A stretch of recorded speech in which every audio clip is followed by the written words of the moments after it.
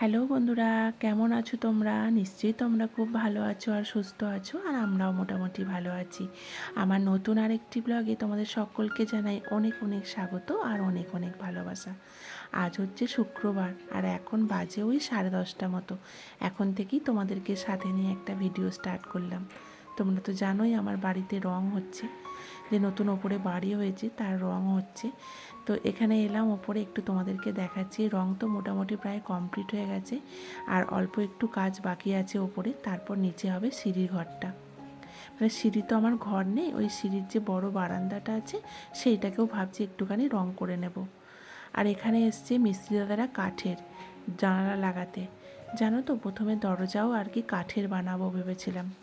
আমার খুব ইচ্ছে ছিল দরজাগুলো আর কি সেগুন কাঠের করব আর পালিশ করব, কিন্তু ওটা অনেক টাকা করে পড়ে যাচ্ছিল। তাই ভাবলাম যদি কোনো দিন ইচ্ছে হয় বছর পাঁচেক পর, তাহলে তখন করব।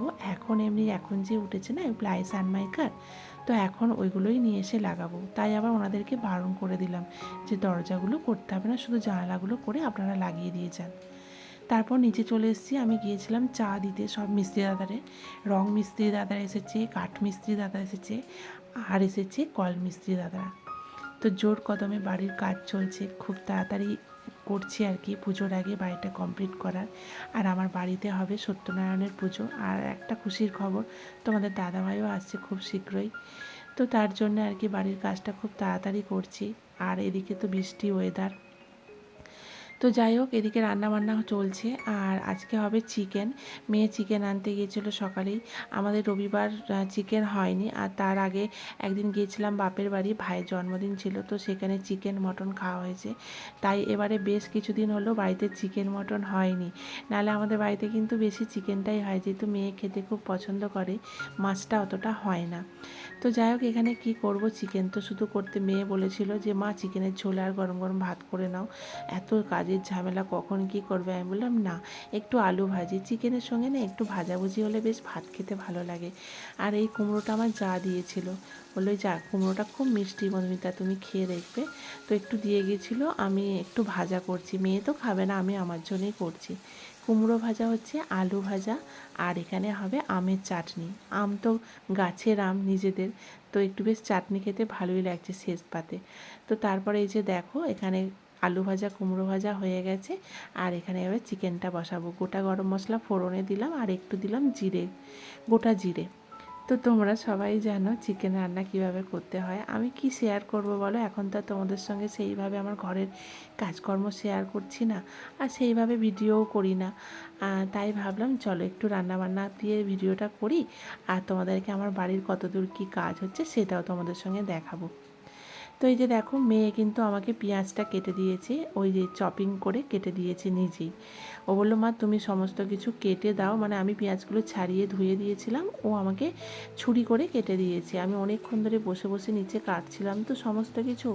আমি না উঠে আর দাঁড়াতে পারিনি, কোমরে এত পরিমাণে যন্ত্রণা করছিল। তারপর মেয়ে বললো মা তুমি গিয়ে 5টা মিনিট একটু শোও, তারপর আমি এখানে পেঁয়াজগুলো কেটে দিচ্ছি। তো যাই হোক বন্ধুরা, ও পেঁয়াজগুলো কেটে দিল, আমার অনেকটা সুসারও হলো। আর এখানে দেখো তারপর রান্না বসাতে চলে এসেছি। আর এখন না খুব দেরি হচ্ছে রান্না খাওয়া করতে, খুব একটা যত্নও হচ্ছে না শরীরের, মেয়েরও না আমারও না, ঠিক টাইম মতো খাওয়া দাওয়া হচ্ছে না। এক তো বাড়ির কাজ সমস্ত কিছু নিজেদেরকে দেখতে হয়, একবার ছুটে রং আনতে যাওয়া, এটা আনতে যাওয়া, ওটা আনতে যাওয়া, সবটা নিজেকে করা, তারপর সংসারের কাজকর্ম।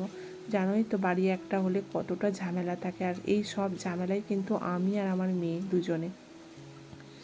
তো যাই হোক, এখানেও দেখো আমটাকে সেদ্ধ বসিয়ে দিয়েছি। আমটাকে একটু আমি সেদ্ধই করে নিই, যাতে একটুখানি টকটা কমে যায়। তো এই যে পেঁয়াজটাকে ভাজছি, আর এর মধ্যে একটু নুন আর হলুদ দিয়ে দিয়েছি, যাতে তাড়াতাড়ি করে পেঁয়াজটা ভাজা হয়ে যায়। তো চলো তারপর তোমাদের সঙ্গে আর ধরে ধরে শেয়ার করে নিই। আবার মিস্ত্রি দাদারা ডাকছিল, আমি একটু ওপরে গেছিলো, কাঠের দরজাগুলো মোটামুটি আর কি সব কিছু লেগে গেছে, বললে একটুখানি দেখে যান। আর এই যে দেখো মশলাটা কষানো হয়ে গেছে, আর এই যে চিকেনটাকে দিয়ে দিচ্ছি। আর তাড়াতাড়ি করে না চিকেনটাকে ম্যারিনেটও করা হয়নি, এমনি ধুয়ে জল ঝরাতে দিয়েছিলাম, এর ওপরই একদম দিয়ে দিলাম, দিয়ে কষিয়ে নেব ভালো করে। আর আমার এখন একদমই চিকেন খেতে ভালো লাগে না, এত পরিমাণ হয় আমার একদমই ভালো লাগে না। আমার মনে হয় একটু শাক হবে, একটু ডাল, একটু ভাজা, এক পিস মাছ এই দিয়ে ভাত খেতে যেন বেশি ভালো লাগে। কিন্তু আমার মেয়ে না এই সমস্ত খেতেই চায় না, ওর একটু চিকেনের ঝোল হলে আর কি 2 পিস, ব্যাস, ওরা আর কিছুই চায় না। তো রোজ রোজ তো চিকেন খাওয়াটা ঠিক ভালোও না বলো। আর ও তো মটন খায় না, আর মাছও খুব একটা খেতে চায় না, রোজই ডিমটাই বেশি পরিমাণে হয়। তো এই যে দেখো চিকেনটা অনেকক্ষণ কষিয়ে নিয়েছি, মোটামুটি আর কি জলটাকে মেরে নিয়েছি, খুব একটা জল দিইনি। আদা রসুন যে বেটেছিলাম মিক্সার বাটিটা, অল্প একটু জল দিয়েছিলাম। আর এইদিকে চিকেনটা কষানো হয়ে গেছে ভালো মতো, আর এই দিকে গাছে আমি বসিয়ে দিচ্ছি, দিয়ে গরম জল দিয়ে ঢাকা দিয়ে দেব। আর এই দিকে বসাবো আমি আমের চাটনিটা। এখন অনেকটা প্রায় দেরি হয়ে গেছে, আর তারপর তোমাদেরকে দেখাচ্ছি আকাশের ওয়েদার কী অবস্থা। আর এখন জানো তো 1টা বাজে। তো যাই হোক, এখানে তো সমস্ত হয়ে গেছে, আর আলুগুলো না দিতে আমার একদম মনেই ছিল না। তারপর ভাবছি যে কি যেন একটা মিস্টেক হচ্ছে, তারপর ভাবছি এই রে, আমি তো চিকেনের মধ্যে মানে আর কি আলুটা ভেজে রেখেছিলাম, দেওয়াই হয়নি। আর এই যে দেখো আলুগুলো দিয়ে তারপর একটু ভালো করে নেড়ে দিলাম, দিয়ে আর একটু ঢাকা চাপা দিয়ে দিয়েছি। আর এই ছোট্ট কড়াইটার মধ্যে আমি লুচি ভাজি, আর এটাতেই ভাবলাম চলো একটুখানি চাটনিটা ফোড়ন দিয়ে দিই, শুকনো লঙ্কা আর দিয়েছি সর্ষে। যে কোনো টক জিনিসে তো সর্ষে ফোড়নটাই বেশি যায়, আর শুকনো লঙ্কাটা অল্প একটু ছিল তাই ছোটো ছোটো করে কেটে দিয়ে দিয়েছি। এর মধ্যে দিয়ে দেবো এবার আমটা, দিয়ে একটু ভালো করে ভেজে নেব। অনেকের আবার আমের চাটনি করে জানো তো, একেবারে ফোড়ন দিয়ে আমটা বসিয়ে দেয়, টকটা খেতে বেশি ভালোবাসে। কিন্তু আমরা না একদমই টক খেতে পারি না, চাটনির মতোই খাবো, মিষ্টি করে ভরপুর। এটা কিন্তু ঠিক না অত মিষ্টি করে চাটনি খাওয়া, কিন্তু আমার মেয়ে একদমই খেতে চায় না, তার জন্যই এরমভাবে করতে হয়। তো এই যে দেখো তারপর এখানে আমগুলো দিয়ে দিলাম, দিয়ে একটু ভালো করে ভেজে নেব। ভেজে নেওয়ার পর তারপর জল দিয়ে দেবো। আর এখন যেহেতু সিজনের আম নয়, খুব একটা কিন্তু যে টেস্ট আছে সেটা কিন্তু নয়, যে আমের একটা চাটনির যে একটা খুব সুন্দর সুবাস থাকে সেটা কিন্তু নেই একদমই। অফ সিজনের জিনিস হলে যা হয়। আর এই যে দেখো এখানে জল দিয়ে দিয়েছি, এবার দিয়ে দেবো চিনি। তো চিনি তো অনেকটা পরিমাণ দিয়েছি, এই যে দেখো এক ঢাকনা একটা চিনি দিয়েছি, একটু চিনি দিয়ে দিলাম। তারপর টেস্ট করে দেখেছিলাম যে অনেকটাই টক, আবার আধ ঢাকনা মতো মানে আর কি চিনি কৌটোর ঢাকনাটা আধ ঢাকনা মতো আবার দিয়েছিলাম।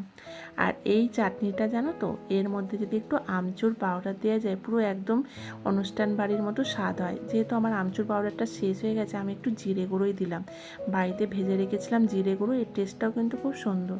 এই যে জিরে গুঁড়োটা দিয়ে দিলাম, এবার একটুখানি ভালো করে ফুটিয়ে একটু থিকনেসটা নিয়ে আসবো, তারপর নামিয়ে নেবো। একদম পাতলা ভালো লাগে না। আর একটুখানি টেস্ট করে দেখলাম যে একটুখানি লবণটা কম লাগছে, সেই সেদ্ধ করার সময় দিয়েছিলাম অল্প, তো তারপর দিয়ে দিলাম। আর এই যে দেখো আমার চাটনি হয়ে গেছে আমের, নামিয়ে নিলাম। মোটামুটি একটুখানি আমি সমস্ত কিছু গুছিয়ে নিয়েছি রান্নাঘরটা, এবার আমি চলে যাব স্নান করতে। তার আগে তোমাদেরকে দেখাচ্ছি আকাশের কী রূপ, আর বন্ধুরা কী পরিমাণে যে বজ্রবিদ্যুৎ পড়ছে কি বলবো।